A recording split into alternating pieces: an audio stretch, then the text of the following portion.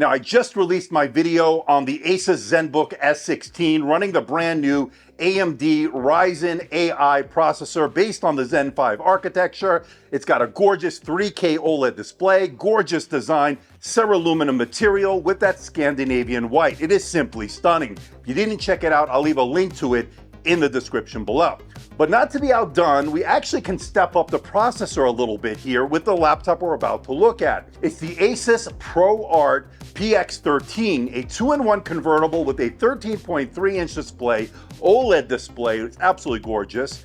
It is a convertible, so you can put it in the different modes. It's got pen support, so if you're a digital artist, a creative person, you're going to get the maximum use out of that. It also has a really good processor. It's running the AMD Ryzen AI HX 370. Yeah, it's hard to keep that straight, of course. It's hard to remember all that, but it's running a very good processor. It's got 12 cores, 24 threads, and it's got the 890 integrated graphics, but get this, it also has an RTX 4050 in it, but you could also outfit it with a 4070 depending on your region and your SKU. I have the one with the 4050. It's fed 95 watts of power, and for a 13.3-inch convertible, pretty amazing to get a creative focused laptop to take with you on the go. Pretty amazing. We're gonna get into it and more in this review. Hey everybody, it's Andrew, and this is the ASUS ProArt PX13 running the new Strix Point processor, all new for 2024. Coming up.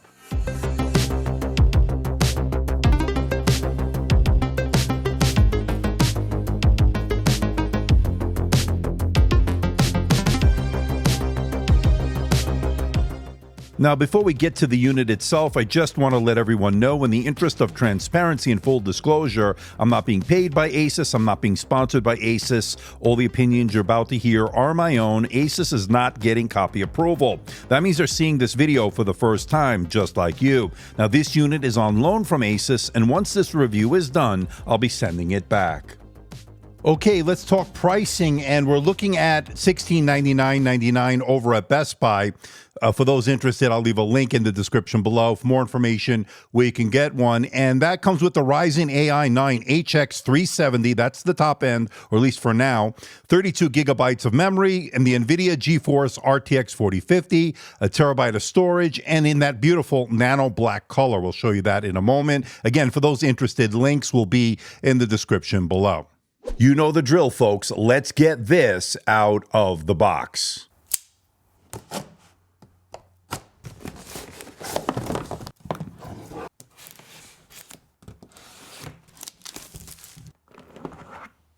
Okay, so pretty nice packaging here, and here's the unit. Feels good, feels substantial. We're gonna get a weight and of course measurement of that in a moment. Let's see what else we get. We get some documentation here. Looks like warranty information, yada, yada, yada. We know the drill on that. And let's see what else. Nothing else in this inner box. Again, pretty nice packaging. It says ProArt on there. So let's put this back in here. So we get our power charger, and looks like a 200 watt power adapter, and it is proprietary. We've seen it before from ASUS with their ROG Zephyrus line. So we get one right here, 200 watts. So we'll check that out. This is the power cord here, and that's it. And of course we get this unit here. Let's get it out of the felt. There it is. Wow, looks pretty nice, and although it's gonna collect some fingerprints, but looking good so far. I can tell you right off the bat, this looks really premium. You can get a look at it over here. There's the ProArt branding, and you can see it's got a little thickness to it, but again, it does have a GPU in it. I'm looking forward to doing some content creation on it. You can see the hinges there, right there. Of course, there's some venting on the back. And of course, we'll take a look at all the ports. But before we do that, let's do the useless test of the day. Oh yeah, we can use it as a one finger open there.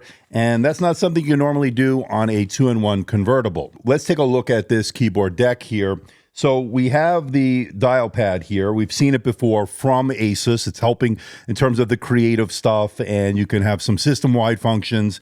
Keyboard and touchpad feel really, really good. And I can tell you right off the bat, good key travel, good tactility. Let's give it a listen.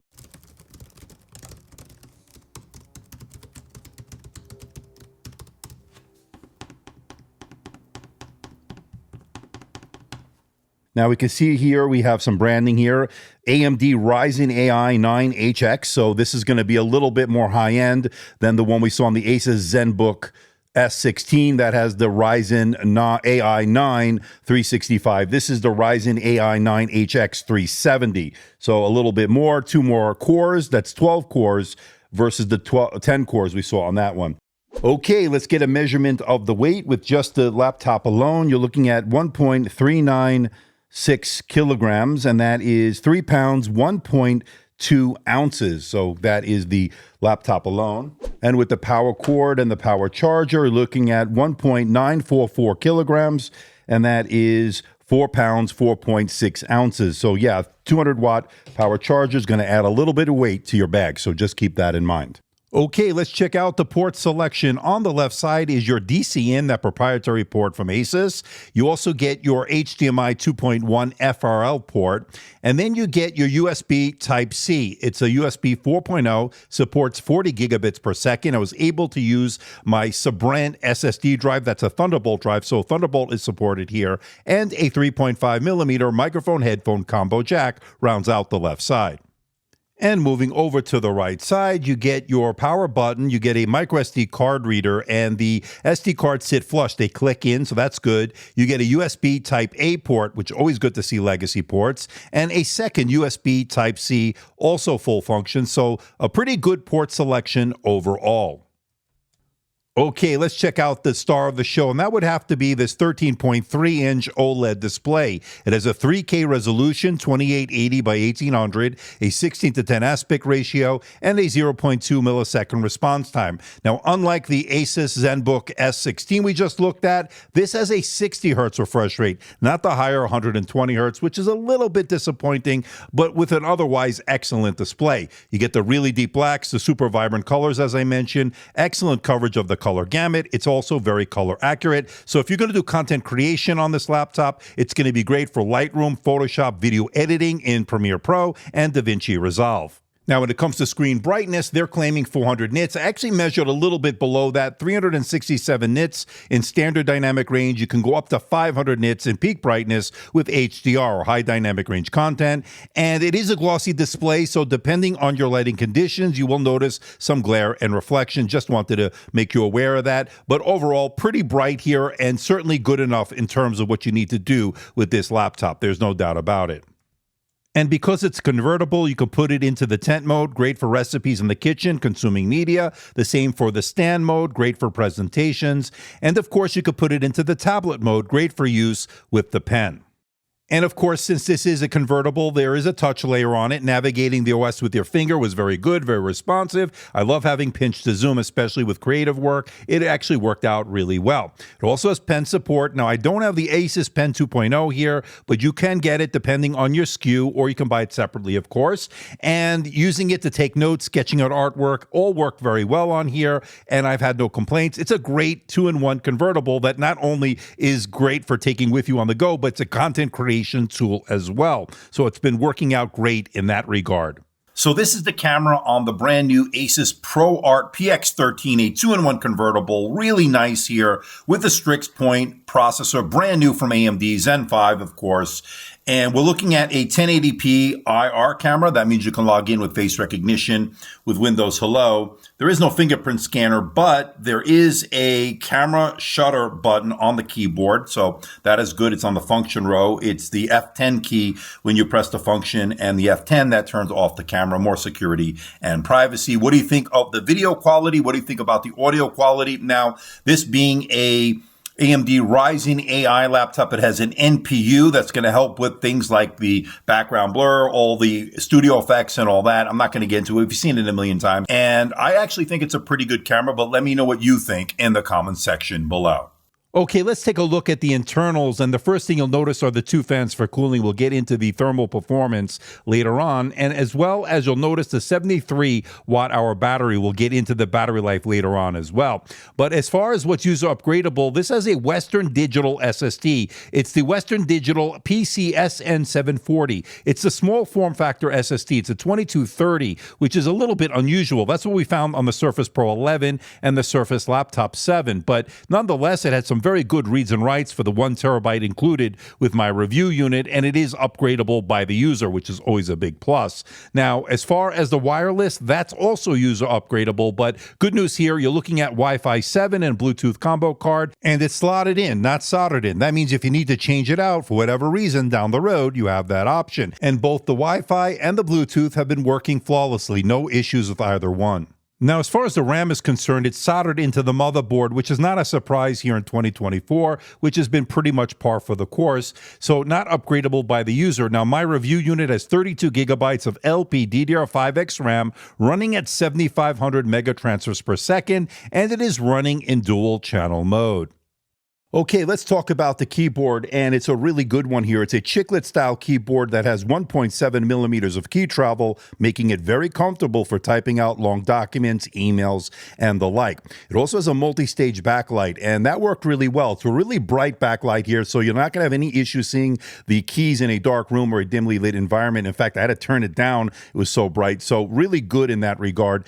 And as far as the touchpad, it's a good-sized touchpad here. It's not a haptic touchpad, which I would like to see, especially at this price point, like you get on a MacBook Pro or say you get on the Surface Laptop 7 we recently looked at, but it is a traditional style touchpad. I felt was very comfortable and responsive when it comes to scrolling and doing all the gestures. It worked really well. I had no issue in that regard, but it would have been great to have a haptic touchpad. Now, within the touchpad is something we've seen from ASUS before. It's the dial pad. You can activate it by swiping down from the upper right-hand corner over that little circle, and that activates it, and it's specific to say something like the Adobe suite of apps if you want to scroll through the timeline, say in Premiere Pro, etc., so you get the hint on that. And when you're just using the general use of this laptop, you can control the screen brightness, you can go through a YouTube, you can scrub through a video. There are all kinds of things you can do, the volume. It's just a really nice little thing to have here for the creative person. It's pretty convenient to have that screen dial. Now, if you don't want to use it, you don't have to. You can turn it off, and then you don't have to think about it, but it's there if you want to use it, and I think it worked okay. Okay, let's talk about performance, but before that, let's take a look at the processor real quick. We're looking at the AMD Ryzen AI9, the HX370. Try saying that a million times in a row. 12 cores, 24 threads, 81 tops is what you're getting here. AMD Radeon 890M graphics. But that's not all. You get the NVIDIA RTX 4050 with 6 gigabytes of GDDR6 memory, video memory, I should say. But you could also step it up to a 4060 with 8 gigabytes of video memory. So that's the difference right there between these two SKUs. I have the one on the left, and that comes with Windows 11 Pro. The other one comes in with Windows 11 Home. You can buy that one in ASUS online. Mine you can get at Best Buy. Now, looking at the numbers here, single and multi-core performance in Geekbench, you're seeing excellent results here. Actually, this beats out the Intel Core Ultra 7 on that XPS 14.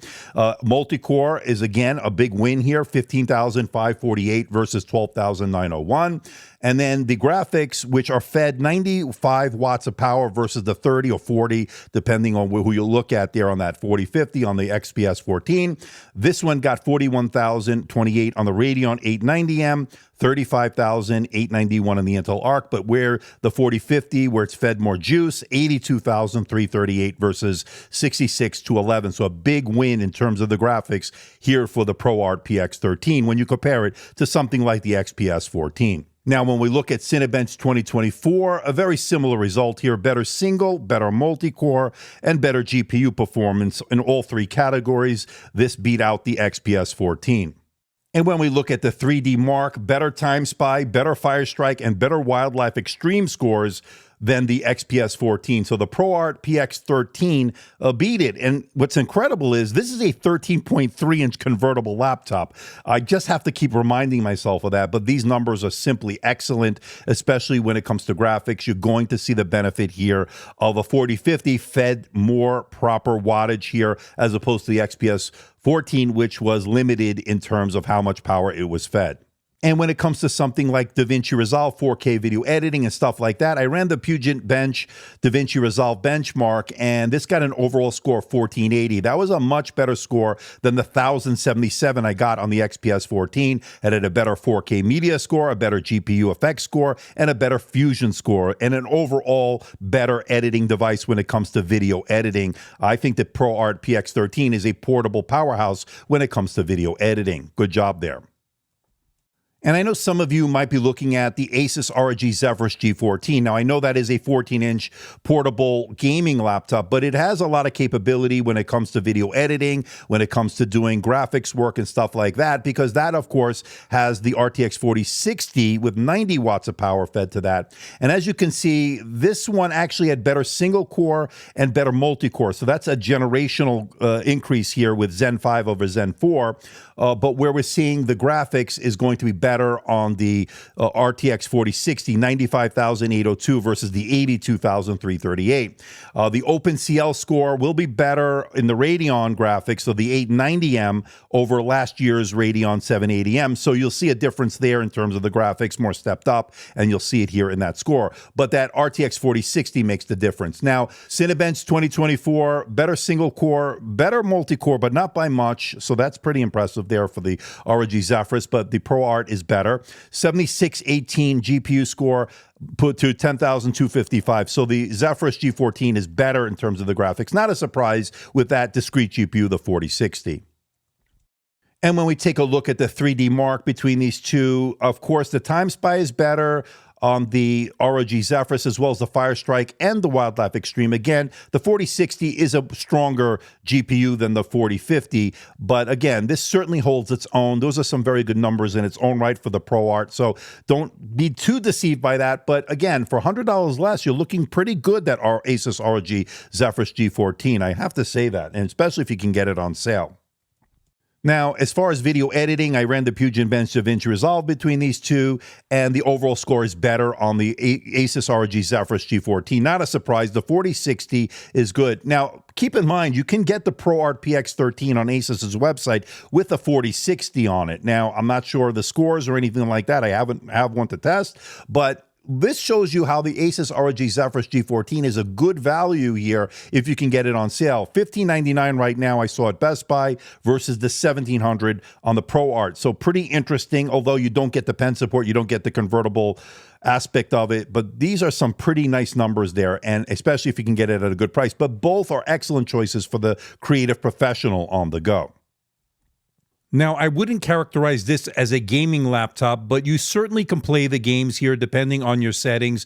The RTX 4050 here is definitely capable to play the occasional game here and there, maybe even a little bit more than that, better than the integrated solution, and it's good to see that. Now, when I ran the Time Spy stress test, good news here, it got a passing score of 98.6%, meaning it detected virtually no thermal throttling under load, and that's good. All right, let's talk about the surface temperatures. And when I put it under heavy load, it reached about 52, 53 degrees Celsius above the keyboard, below the display where the heating vents are, which is normal. And where you place your fingers on the keyboard remain relatively cool throughout. So not an issue in terms of the keys getting overly hot. Now, on the other side, there are a few hot spots, especially in the middle there, reaching very close to 50 degrees Celsius. So definitely something you'll have to contend with under load. When you're doing everyday tasks, normal things, you will not feel it all that hot. It stayed relatively cool throughout. Now, as far as fan noise is concerned, when you're running this under load, you will notice it, and it can reach as high as 56, almost 57 sometimes decibels there. So that is something you'll have to contend with. But when you're doing everyday tasks and not really pushing it all that hard, it wasn't very loud in terms of any fan noise. So you don't really have to contend with it all that much in that scenario. Now, one area where I was hoping for a big improvement, but I'm not seeing, is going to be the battery life. Now, I was able to run my PC Mark X suite of tests here, and we're looking at a score of 7 hours and 57 minutes. So that's how long it lasted on the Modern Office test, which simulates an everyday office environment type of use. And 7 hours and 57 minutes, considering the GPU it has, considering the high-end display, the OLED display, I'm not surprised here, but I was hoping for a little bit more, so a little bit on the low end here, but it's pretty good overall for an OLED display, so don't get me wrong on that. And then you're looking at about 8 hours or so on the video playback test. Again, I'm not expecting this to have gangbuster battery life what we're seeing on the Snapdragons or even on that ASUS ZenBook S16 OLED we just took a look at, but this certainly does not have quite as good battery life. And again, this is a content creator, professional type of thing, and again, because of this discrete GPU, because of the nature of this type of device, you're not going to get quite as good battery life. Although it's not terrible, you definitely will see less battery life here. Now, the ProArt PX13 has some pretty nice speakers on it. It gets loud, there's bass, fills up a room pretty nicely. The mids are good as well. I think overall a really good sound. Let's compare it to its sibling or its cousin, I guess, the ASUS ROG Zephyrus G14, which has some pretty nice speakers in its own right. Now, let's give them a listen.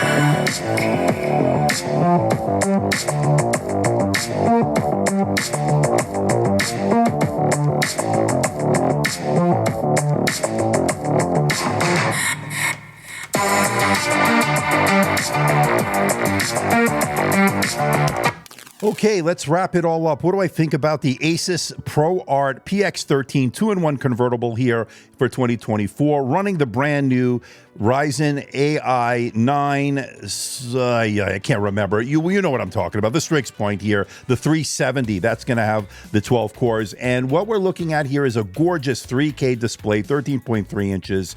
It's a touchscreen, obviously with the pen. And of course, there is only the 60 hertz refresh rate. I would have liked to have seen 120 hertz, but that being said, it's an excellent, stunning display in its own right. It's got very good single and multi-core performance. It's definitely a step up over the processor, the 365 we looked at on the ASUS ZenBook S16 we just did. So that's pretty good. Radeon 890 graphics on its own are really good, but you do also get the added bonus here of the RTX 4050, and it's fed 95 watts of power. That's going to give you a nice performance boost in terms of graphics. Excellent keyboard. Touchpad is very good with the dial pad. Very good 1080p webcam, I think, in my opinion. It's an IR webcam, allows you to log in with face recognition. It's good port selection here, especially for a 13.3-inch 2-in-1 convertible. That's been really good. It runs pretty cool and quiet for everyday tasks, but you will notice the fan noise in the maximum load when you're doing, say, 4K video editing or you're gaming on this. You'll definitely hear the fan noise. RAM is not upgradable here. That's pretty much par for the course here in 2024. There's no haptic touchpad. At $1,700, I wish it did have it. It would have been nice, but it doesn't have it. Display is a bit on the glossy side, so just keep that in mind. And like I said, it can get a little bit noisy with the fans, with the heavy load, but when you're doing everyday tasks, not an issue. Now, the one area where I'm a little disappointed in is in battery life. Now, don't get me wrong, it's not terrible. I would say it's about average battery life, and considering the fact that it has a discrete GPU and the high-end OLED display here with pen support, it's going to eat into the battery, so I'm not too surprised there. But I was hoping for a little bit more battery life with this new processor.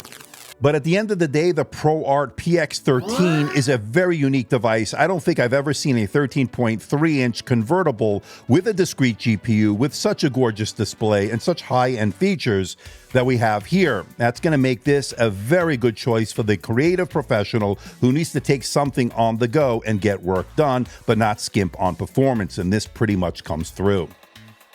So please hit the like button, please subscribe, please share this video. Don't forget to leave a comment in that comment section below. Let me know how I'm doing. Let me know if there's a device or something out there you think I should review. I'll do my best to try to make that happen. Don't forget to follow me on Instagram, Facebook, and X, the platform formerly known as Twitter. And don't forget to check out my website, amdtechreviews.com. So until next time, this is Andrew, and I'll see you in the next video.